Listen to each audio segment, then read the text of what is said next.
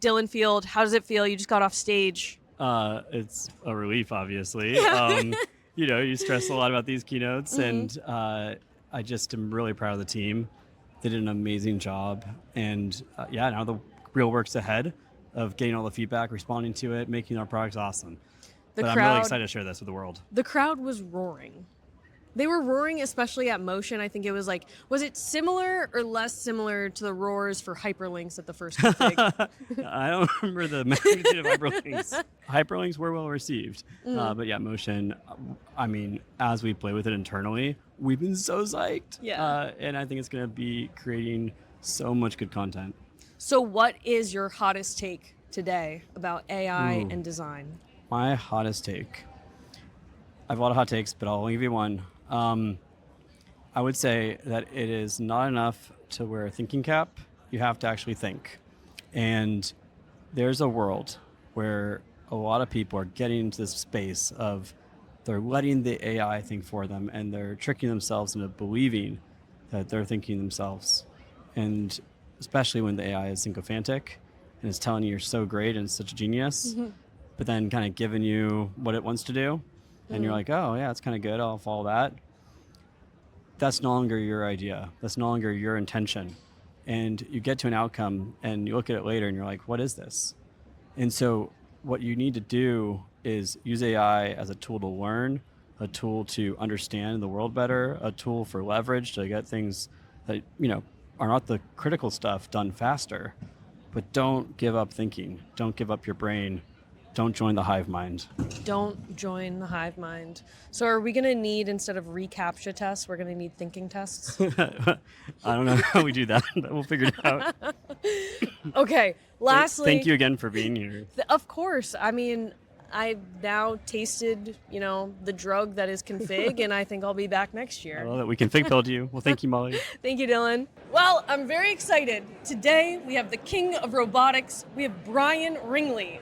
Brian, welcome to Sorcery and Thank you so Config. much. Thank you. So for people who don't know you, what is your role at Boston Dynamics? Yeah, I am an interaction designer at Boston Dynamics. I've actually also been a product manager. I've been in business development, and I started as a customer. So I've kind of done the whole gamut over the past 7 or 8 years. Yeah, I was one of their first customers. No.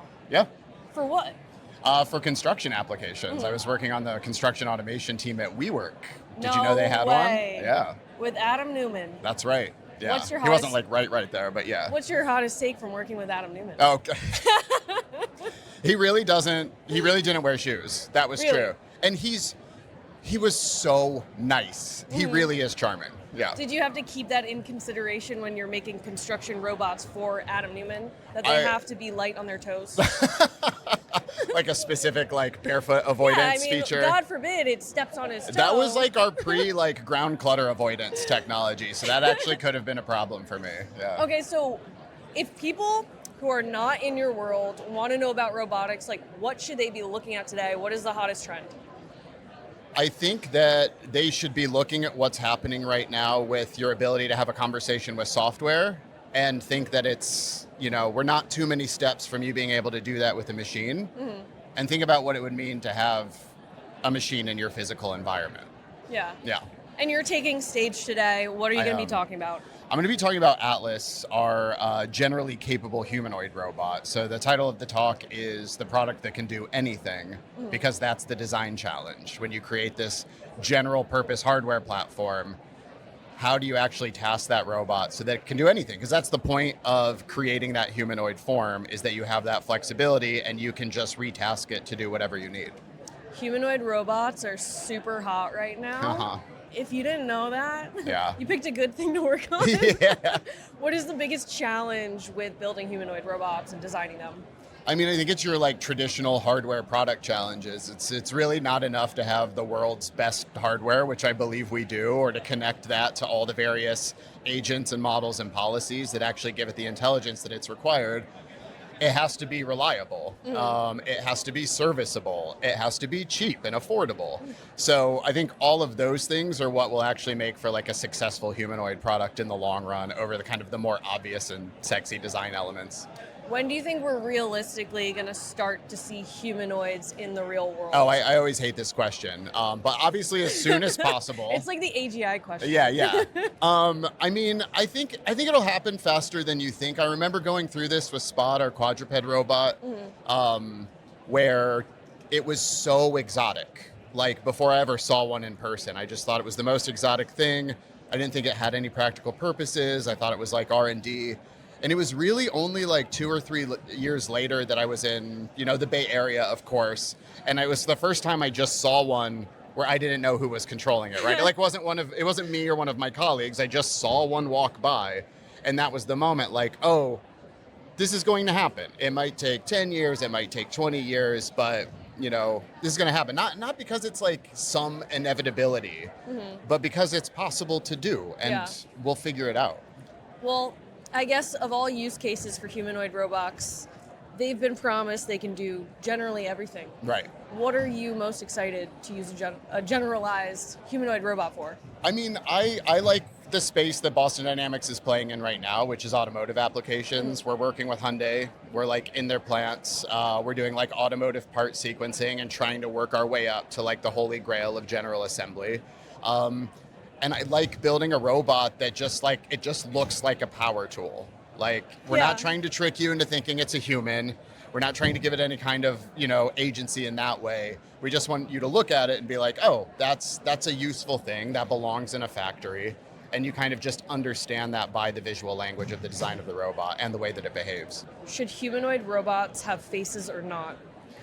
This is part of my talk, actually. Yeah, well, because at first I was like, does it need a head? Does it need anything? But, Does it have a heart? Yeah, does it need a soul?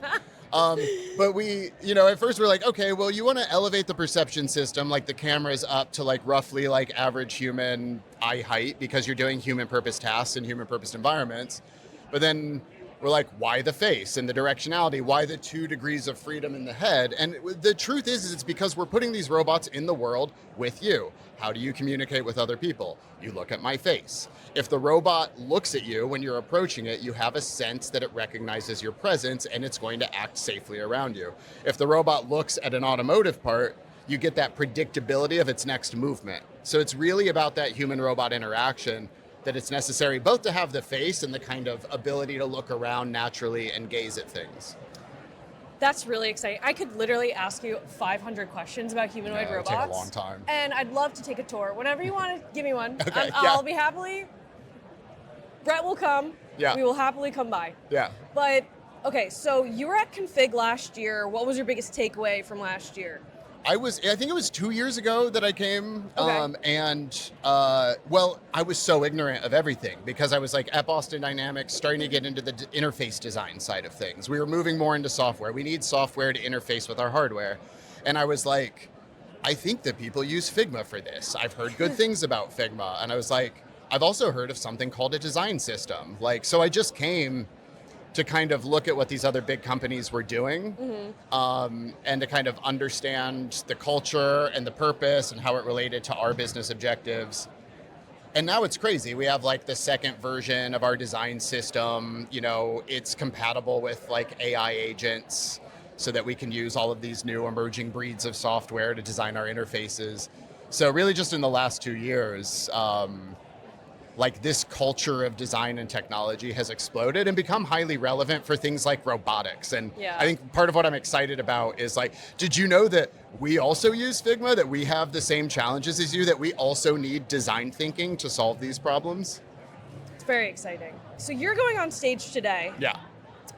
You said the last time that you watched the keynote, they had a lot of Gen Z terms. So are there any in particular that you're looking to include in your presentation today? Oh yeah, we're gonna robot Max today. We're gonna robot Max today. Yeah. Okay, as we close up, what is your hottest take in robotics right now? Well, I think there are a couple things going on. What I'm most excited about, I think my hottest take is that there's a lot of conversation about how the AI brain will commoditize hardware. So whoever solves the AI layer of robotics, the hardware won't matter anymore. They're all just physical agents and we can deploy the same AI on everything.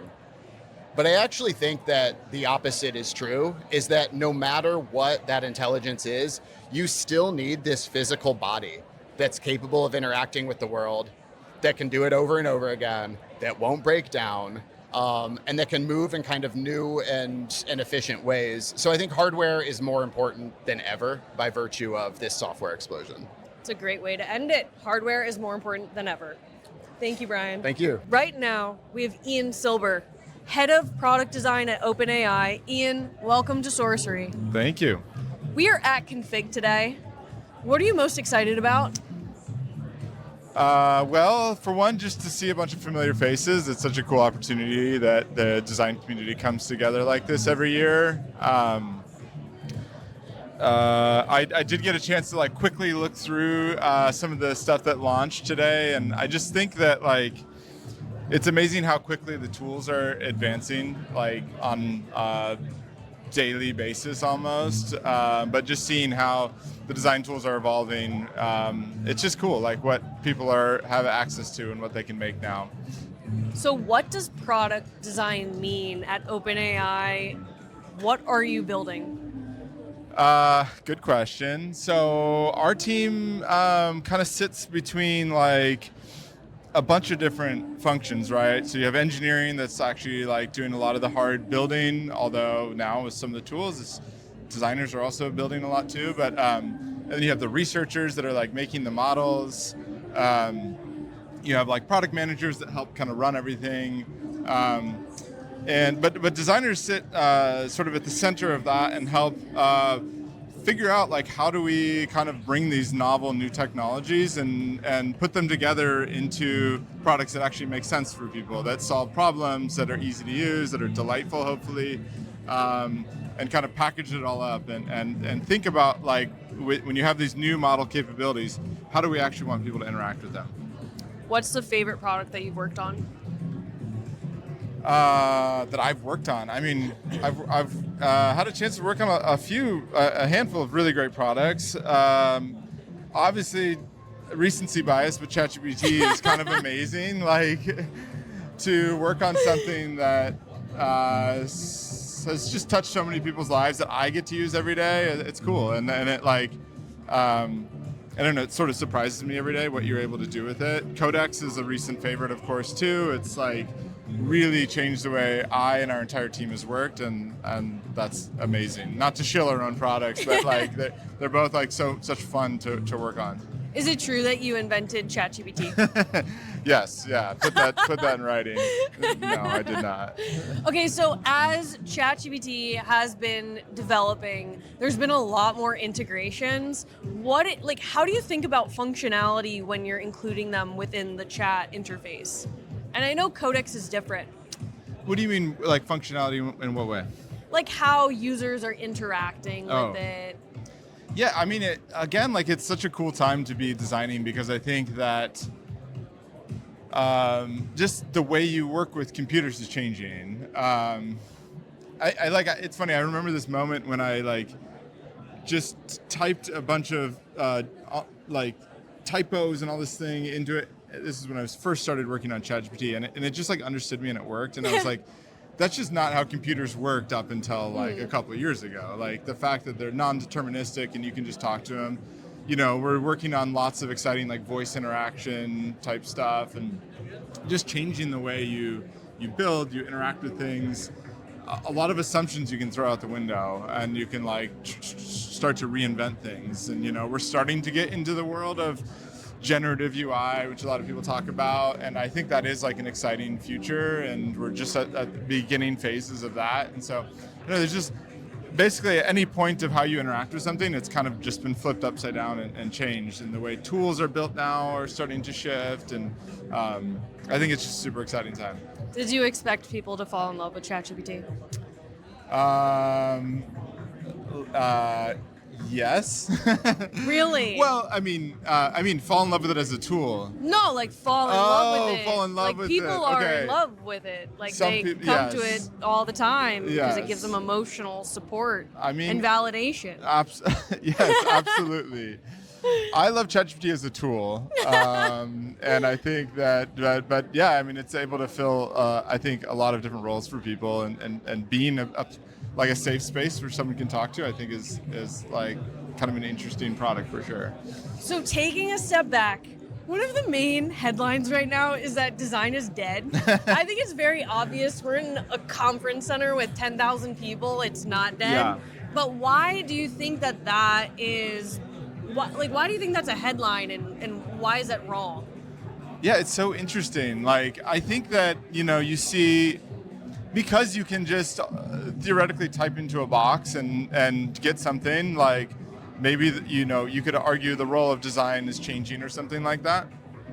I actually think that the role of design hasn't changed at all in many ways. Like, I think if you think of a designer as someone who's like drawing rectangles and that sort of thing, then maybe that's dead. I don't know, but like, I think that like designers do a lot more than that, right? Or at least like great designers are really thinking about and like understanding the psychology of how someone interacts with something and the way people are going to approach and use your product and who you're building for. It's like theoretically you could now in one prompt make DoorDash. But that doesn't mean you have a successful business, right? Mm-hmm. Like there's still a lot of work that goes into understanding what problems you can go after and solve and how you do that. And then of course, I think like the human touch, I think is going to be more and more important than ever. Like making sure that, I think that products that have that like true care and human kind of touch will really stand out. As like more and more people can make more things, I think the bar will be higher, which is great. And I think that means that designers who typically have a very high bar, I think will have a really great chance at kind of standing out and helping take a mediocre thing to great. Historically, what have been the products that have inspired you most, and what do you think is maybe the best design product of all time? Oh, best design product of all time. I mean, I'm always inspired by hardware because I work on software. Yeah. And I've recently had a little bit of a window into that world, and it's just so much crazier to work on something that has to be sort of made and can't be changed. Like with software, it's all malleable, and the way we work now is very iterative. We like try something and we throw it out, and we just like keep iterating. We get a lot of things wrong all the time, but then we continue to make it better with feedback. That's just so much harder to do with hardware. Of course, I think there's just so many great pieces of hardware out there in the world. Of course, like, early Apple products inspired me a ton. I think like they did such a good job bringing together the entire package in a way that nobody else did. And so yeah, that's always been an early inspiration. Do you think the new jalapeno chip is the right shape? It's not really shaped. Are there any chips that are shaped like that? It should have been maybe like triangular or something. It should have been in the shape of a jalapeno. Or a jalapeno would have been maybe a little bit hard to cut, but it could be a jalapeno flavored chip. Yes, I guess you're Like right. jalapeno dust. Yeah, maybe. I don't know. So as we close out, Yeah. I have to ask you, what is your hottest take right now in AI and design? Okay. I think that if I were just starting in my career, I'll say that I think it's an incredible time to be just starting out in your career. And I want to just encourage everybody to just obsess over the changing landscape and tools. Don't be afraid of it, but embrace it. Technology has always changed very fast, but it's never quite changed, I think, like this. And I really think that the accessibility of these tools now is like mind-boggling what people can do. I mean, when I was learning, I had to like pirate Photoshop, and I had to like I did that too. steal stock photography and like cobble together anything to be able to design. And I just think it's gotten way more accessible. And then to learn, like I think the fact that you can, learn to code, you can learn to, whatever it is that you're excited about. I think that there's now these new tools, and I think that just your output now can be so much bigger, and your ambitions can be bigger. The team that won the Apple Design Award this year was this app I think called Garg. Is that right? Anyways, it was like, it's a really funny app. It's kind of like caveman aesthetic. Yeah. But it was just 2 designers, no engineers, with codecs, and they wrote this really inspiring kind of note about it, where they were like, it wasn't like we just prompted codecs to do it, but it empowered us to like build our idea. And so I think people that come with this like unique approach will be able to build so much. And I think that stands for whether you're senior and very seasoned or brand new in your career. Amazing, very inspiring place to end it. Thank you so much, Ian. Yes, thank you. Congrats and have fun at Config. We have Niko here with us. Niko, welcome to Sorcery. We're at Config. Yeah, very excited to be here. So you stole the show. You were pretty much the first one on stage after Dylan. Yeah. What did you talk about? I talked about code layers and how code is material that needs to become more collaborative, needs to become more fun. The workflows around code are not fun right now. No? No, I think they have their place, right? They're built for production, so you don't ship bugs into production, right? But it's not about like getting to one idea, it's about getting to like 600 ideas. Like Figma's in the business of getting the bad ideas out so you can find the great ones. It's a good line. Have you used that before? I've used it on stage. Okay, so for people who don't know, what is your role at Figma? I'm a product manager now. I was a product designer for 7 years at Figma, and I switched into product management, but those lines are blurry for sure. And you came here right after university. Where did you go to school? I studied in Hochschule für Gestaltung in Schwäbisch Gmünd. Did you get that? That's in Australia, right? It's in Germany. It's in Germany. Do you want to try saying it? Hochschule für Gestaltung, Schwäbisch Gmünd. There you go. There you go. Brett is dying laughing behind the camera right now. I studied interaction design there. Yeah. Well, that's exciting. So what's the difference between German design and American design? I actually do think that there was a lot more, or like there's a lot of more service design, design as a practice, design as something where you like shape user journeys, not necessarily individual pixels, basically. And I do think that like a lot of that like strategic service design part, I've seen a little bit more in Europe than in the US. And so there's design can be bigger. We were talking to Holly earlier, Yeah. and she was saying, I mean, she lives in Germany now. She Yeah. grew up in the US, but she did say it's a little bit cold over there. And she came over here and she was like, wow, everyone's so optimistic. That's true. I do think that like there's a lot more friendliness generally in the US, but also especially in California, yeah. So what should everybody be looking out for other than code in Figma? My favorite one, like the motion stuff is so cool. But I think what I love the most, like at the end of the config demo, you should definitely tune into the keynote again. At the end, there's one section where Piers is talking about animating the shader effects, and there's the little there's a knob on the shader effect, and it's like moving as the timeline progresses. And that's so cool. There's this little thing where like the knob moves around because the timeline moves around, and the timeline is just such a cool indicator because everything kind of like comes together in the timeline. Everything gets animated. That's sick. It's really cool. I know Brett said he loved that too. That's cool. And he's the one doing all the magic behind the show. But I haven't actually asked anybody this question yet, but how do you rehearse on stage? Because you all have really good stage presence. We just try it out a couple times. I think you gotta like write it, and then you gotta rehearse it, and then you gotta unrehearse it. Okay. Right? Like you gotta, once you wrote it, you have a script, and then you go on stage, and you're like, this doesn't fully work together.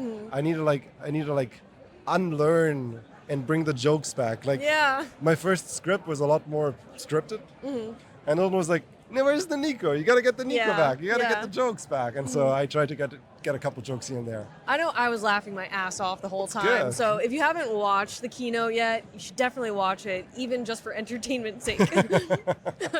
Okay, so as we step back, we think about broader macro. Code has become a big part of design and even expanding that outside of traditional designers and some other people who just really want to try making things. So what do you think is going to come next? Like, what is the next evolution? I think that, as we said earlier, I think that like there is more stuff that is going to come back to a canvas. Because the canvas is just a natural way for people to explore, put things side by side, kind of like put all the ideas out there. Because the key thing is that like everyone is going to get to the average a lot faster. Yeah.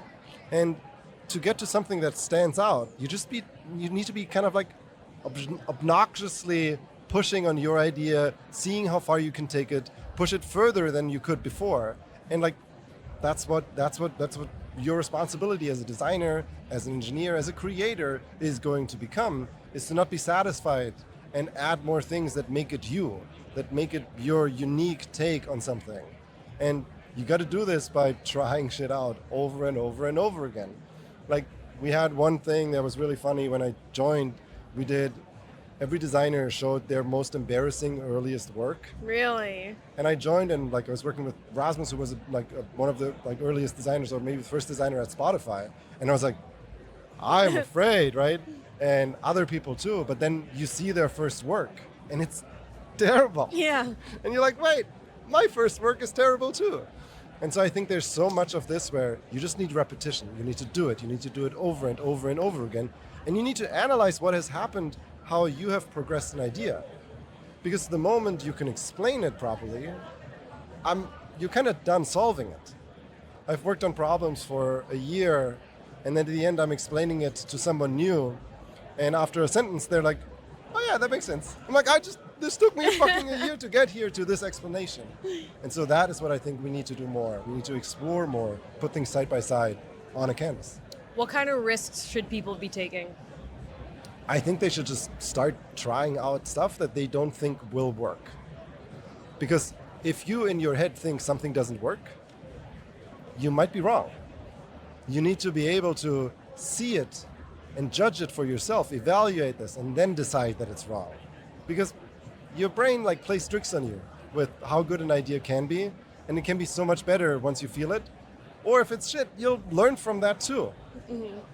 Okay, so this is a hard question. What is the worst designed product of all time? The worst designed product of Yeah. all time. Oh, that's a good question. I think there's products into enterprise space that I really struggle with. Really? Yeah, like in the, actually don't know. It could also be hardware. Like it could be like a car or a toaster. No, I'm not good at cars. I really struggle. I don't know if it's the worst one, but I really struggle with the IA of, I think it's Workday, the Really? HR management software. I don't know where to click, and I don't use it enough to learn it properly. Right. It's a good one. Sorry, Workday. Sorry. If they are our customer, we'll just remove that one, but it's okay. Okay, so as we close out, what is your hottest take right now in AI and design? I think that experts will work in clusters of representations, not files. That's it. That's it. Damn. Wow. Yeah. It's a good mic drop. Thank you, Niko. Thank you so much. Thank you so much. So we have Zach Lieberman of the MIT lab here today. Zach, Yeah. who are you wearing? What am I wearing? Some, I don't know, Muji, J. Crew, nonsense. You're the most dripped out guest that we've had today. I wasn't expecting that. Yeah. Well, Yeah. you're bringing something from the MIT lab. So what's Okay. going on at the MIT lab right now? Okay, so I help run a group there called the Future Sketches Group, and we're looking at kind of what are tools that artists and designers will be using in the future. What does it mean to be making art in 5 years, 10 years, 20 years? And the Media Lab has all different types of groups. There's about 25 groups there. What are they using? Yeah. They're using all kinds of tools. I mean, everybody creates in all types of different ways, but my students are building weird software that take the body, transform it in different ways. They are building interactive works. They're building crazy data visualizations. They're just a bunch of weirdos. A bunch of weirdos. Yeah, weirdos. Okay, so MIT is not full of just nerds, but No. also weirdos. Yeah, weirdos. Weirdos and nerds. So what's, I mean, give us like the like status update. Like, what is the state of students today? Like what are they most interested in? Like, you mentioned a couple like of things, but for people, we don't really, I mean, a lot of people don't have an inside perspective of MIT nor like creative students. Yeah. So what are we missing? What are they most interested in? I think students are interested. I mean, for me, the best moment for students would they connect what they're learning now, which is oftentimes like using new technologies, different forms of data visualization, using AI in interesting ways, but connecting it to who they are. To me, that's the most interesting moment, when students connect what they're passionate about now with what makes them who they are. So, for example, I had a student do a thesis about bird watching. Oh, really? And they love bird watching, but they build all of these computational tools that help them explore and take the ideas of bird watching and apply it to creative coding. Oh my gosh. Yeah. What's the weirdest thing you've seen? The weirdest thing I've seen, I mean, my students do simulations of pork. Like, I don't, yeah. What? Yeah. The coolest thing, one of the coolest things that I've seen recently is a student they downloaded all of the Google Street View from New York City and ran it through OCR. So you could search for any word and you can find where it exists in New York City. Oh my God. So if you search for pizza, you see it everywhere. But if you search for Broadway, you see all the hits along Broadway. But there's a Broadway in Manhattan, but also a Broadway in Brooklyn and in Queens. And so it's a way of doing data visualization through text, but Damn. across the whole city. So have you been to Config before? How No, long- never. This is your first time? First time. What are you most excited to check out? I mean, I've been really excited to learn about all of the new features that are being dropped here, and also just to hear from different designers. I just heard a great talk about designing robots for the elderly, and thinking about kind of how to personalize them. To me, I love hearing about what problems designers are facing now and kind of how tools are helping them express themselves in new ways. Yeah, I mean, Yeah. there's 10,000 people here. Yeah. Which is insane. Yeah, yeah. I'm sure you're going to hear some crazy ideas. Yeah, Um, yeah. Is I'm there excited. anything in particular Figma-wise that you're excited about? I mean, I love shaders. I'm a big nerd. You're a shaders I'm fan. Yeah. And Okay. yeah. This Today is great. they used the phrase shader maxing, and I was like, yeah, I'm a shader fan. Also, I came up with a tool. This is a million years ago, but I came up with a tool called Flash, which was an animation tool. And so seeing a timeline makes me really excited. I love motion. I love animation. A lot of my work involves motion, and seeing the integration of motion into the tool kind of made me nostalgic for those early days of Flash, like working with the timeline. I'm really curious, who has been a designer or an artist that has inspired you throughout your career?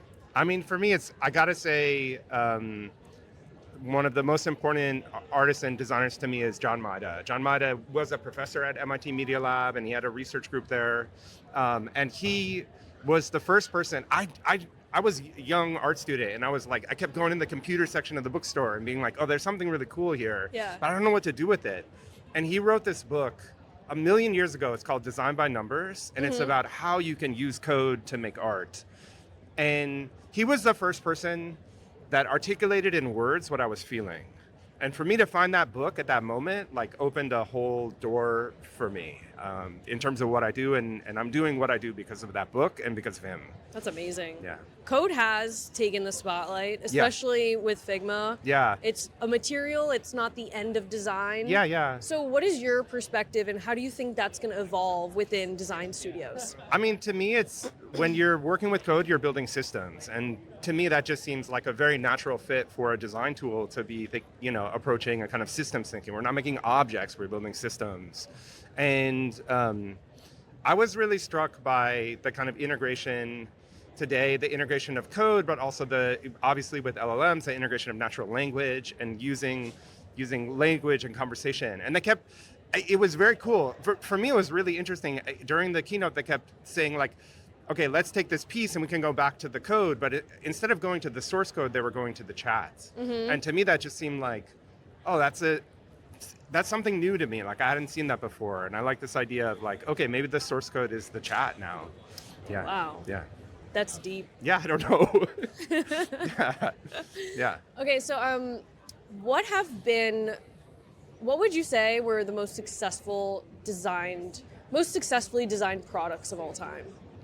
I mean, I have to go back to a classic for me, which was the original iPod, which was, groundbreaking in terms of that click wheel and just this idea of, having a device that was so focused design-wise, so minimal and focused design-wise on what it would do. And I still like remember the feeling of those clicks. Like that is the sort of thing where it's both a beautiful physical object, this kind of Dieter Rem style, like super sparse object, but also it had a tactile quality that I think was just like, I will always remember that feeling.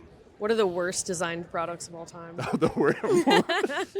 Don't hold back. Yeah, now, Zach. I have to think about it. I'm really like, I travel a lot, and one of the things I hate, I really hate showerhead designs. And there's like a specific kind, oh my God. which is like a lot of hotels have the one with like, it has the head comes off, and it's like, I don't know how to describe it, but it's like you see it everywhere, but it's always broken. It's always droopy. It's like the sort of thing that is just, yeah, it's terrible to me. How would you design the perfect shower head? I don't know. I feel like definitely something that doesn't like break down over time. But what do you think about this new trend of filtered shower heads? Filter? I don't even know what that is. You don't know what that no, is? I have to do some shower head research. They filter out all of the bad minerals and corrosion from your pipes that makes your skin bad. Yeah. Huh. I'll have to look into that. I don't know anything about that. Okay, well, yeah. Now that we have you warmed up, I have to ask you the hardest question of today. The hardest question, okay. What is your hottest take right now in AI and design? My hottest take, oh my God. I feel like I'm like, Besides shower heads. Besides shower heads.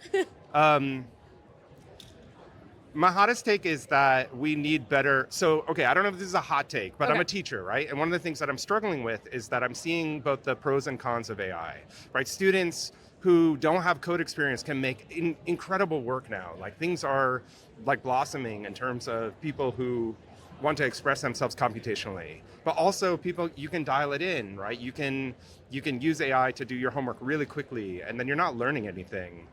And I think this is not a hot take, this is like a very nerdy and pedantic take, but I think we need better frameworks. I think teachers and students, we need to develop frameworks for using AI in a thoughtful way. I wish I had a really burning hot take, but I do think that's something that we really need, because all of these things are thinking. Writing is thinking, drawing is thinking, coding is thinking. And if we automate away all of the thinking, it's like we're getting to the end result faster, but we're losing all of the learning. We're losing all of those moments. That creativity actually comes from the friction. So for me, that's really important. Dylan Field had a similar take. Yeah. You guys are... Yeah, mind meld. Mind meld over here. Yeah. Escape the hive mind. Yeah. Think. Yeah. As someone once said, think different. Yeah, think different. But now just cut the different, make it simpler, just think. Yeah, I like that. Think. Yeah. I think it's not a hot take, but a simple take. A simple take. Yeah. All right, well, thank you so much, Thank Zach. you. Such a pleasure. Yeah, thank and you. Good luck to all your students. Yeah, thanks. Ciao. I'm very excited. We have Holly Herndon with us right now. She just came off stage. Holly, how are you? I'm pretty good, thanks. Yeah. What was it like being on stage? What'd you talk about? The stage is gigantic, and so that was one thing. I was talking about making art with AI and trying to have a human-centered approach where human intent remains at the core. And how do you do that?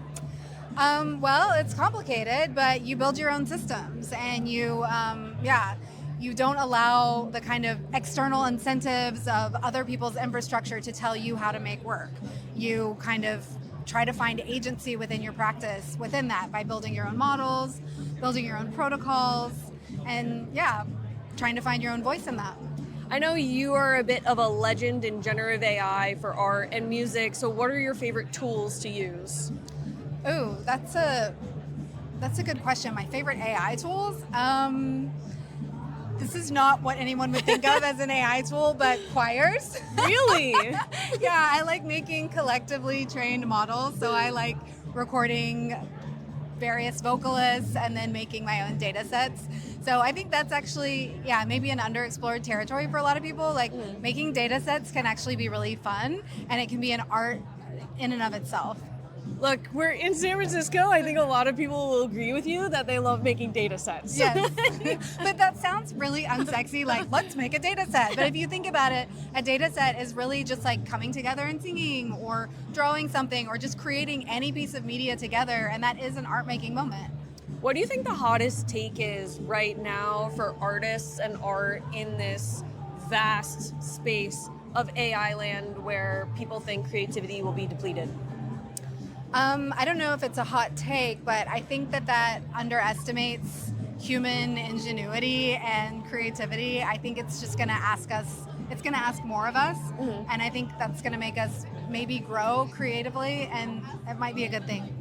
So yesterday we interviewed Dylan, and I asked him which of the speakers that are coming that he's super excited about, and you were number one. Oh wow, that's so He's flattering. really excited for you to come. What has it been like for you at Config this year? Any surprises? Well, I had no idea what a big deal this conference is. It's really like Coachella for design, and I had no idea. Like the whole street is blocked in front of Moscone. So it's actually been really beautiful to see so many people so invested in creative collaborative tools, and so many designers feeling empowered to, find a way to have their own voice in this very weird time that we find ourselves in. You grew up in the US, but you live in Germany now. I do. What are the biggest cultural differences that you've seen either bleed through? Obviously, Germany is kind of one of the first epicenters of design, but what do you see that's happening in the US when you come in and vice versa? Oh gosh, it's really hard to kind of just encapsulate entire cultures in that way, but Americans are like really optimistic and super outgoing, and Germans are a little bit more reserved. Really? So I have a little bit of a culture shock here when everyone's like so enthused about everything, and honestly, I really miss it. Yeah? I love that optimism, but for me, it's about finding a balance. I love the kind of criticality that I encounter in Europe, and then I love the kind of optimism and positivity that I encounter here. Amazing. Okay, so as we close out, what are you most excited about in the next 12 months? Ooh, I am excited to further build out our studio using agents and see really how far we can take that. How many agents do you think you're going to have? Infinite. Infinite. You had it. You heard it here first. Infinite agents. Thank you so much, Holly. It was so much fun. Thanks for having me. We are here at Config, Figma's huge conference of the year. There's 10,000 people here, and we're here with Shreyas, partner at IVP. Welcome, Shreyas. Thank you. So what have been your latest AI investments? Latest AI investments. Most recently invested in a company called Suno, which is a next generation music company. Enables anyone to create music. I have very little artistic ability, but even I was able to create music that I love listening to. Works in many languages. I'm Indian, I speak Hindi. It can create music in Hindi, create music in Spanish. That's been a ton of fun. And then Anthropic, the foundation model. What's that? I think everyone knows about. Okay, so you just watched the keynote, right? Yep. What was your favorite part? My favorite part is I think they made a very different keynote this year than last year. Last year was about going broad, making a lot more products. This year, I think they've shown really like the fine tuning and like granularity of the Figma platform, which I think becomes incredibly important over time. One of the things I believe is that design is going to become more and more important in the future. You're not going to have some agent be able to design beautiful things. I think it'll have to be like the human, and humans need like the granularity to be able to like shape the small things that make a product beautiful and really fun to use. And so it kind of saw Dylan show that off with, Dylan and the team show that off with all like the tiny things you do that really add up, allow you to make beautiful products that you and I will use every day. There is an emphasis on design is not dead, and code is a material. Yeah. So how are you seeing, maybe in your portfolio companies or just on Twitter, maybe not Anthropic, but how are other companies using code as a tool for design? Yeah, I mean, I think the thing that's like interesting is like even in board meetings nowadays, like I literally have like engineers come into the board meeting and show us things on Figma that they're creating and show like playing with us. You never see like an engineer prompting or coding in a board meeting, but like Figma's the thing that appears in the board meeting showing, hey, like this is what we're going to come up with. This is what's going to be the future. So you really do see as like that creative element of like how people want to like show the future of their products. It's not really code. Code is kind of like the functionality component of it, but Figma is a way you kind of see the future of like what the product feels like, and that's like the more important part nowadays. What has it been like working with Dylan Field? Dylan's just an exceptional entrepreneur. He's one of those people that like commands a lot of both attention, but also like loyalty from his team. I think people have stayed with Figma through thick and thin. There's obviously been ups and downs over the years, and has had a lot of great retention.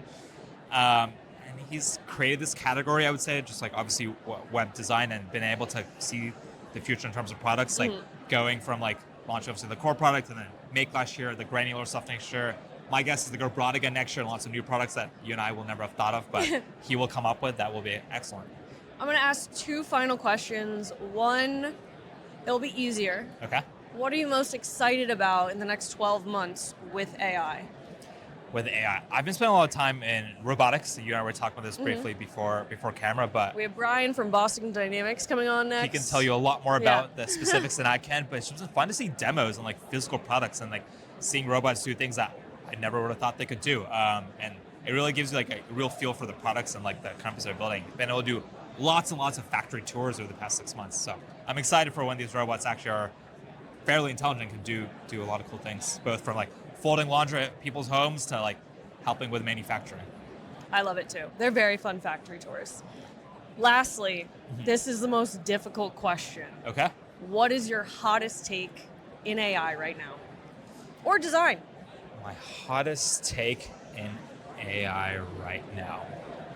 Okay. I'll say from an investor perspective, I think a lot of investors missed out on the first wave of foundation models, namely OpenAI and Anthropic.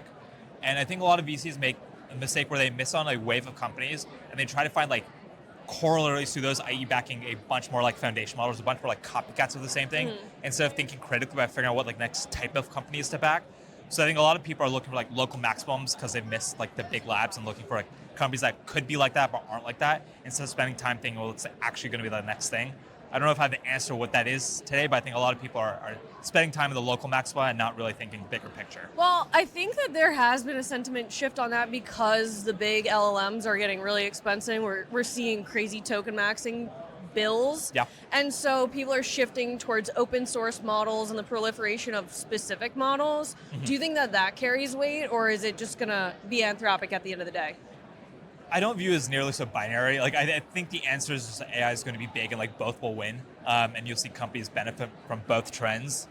But I think frontier intelligence will always be quite valuable, and people will continue to pay a strong premium for that. There'll be tasks that you don't need to use an Anthropic for, but there will be a lot of tasks. Like for example, like they're not customers of Anthropic, but I'm investing in a protein model, right? They're helping pharma companies optimize and develop better drugs. I want frontier intelligence on that. I want like that thing trying to solve cancer. You're not going to use like the open source cheap model for that. You're going to use the expensive stuff because you actually want to solve a very important problem.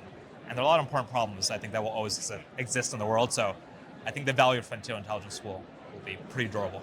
It's a good way to end it. We also have a lovely garbage can behind us. But you didn't see that, but I can see everything. Shreyas, thank you so much, and I hope you have so much fun today at Config. Thank you. Thank you, Molly.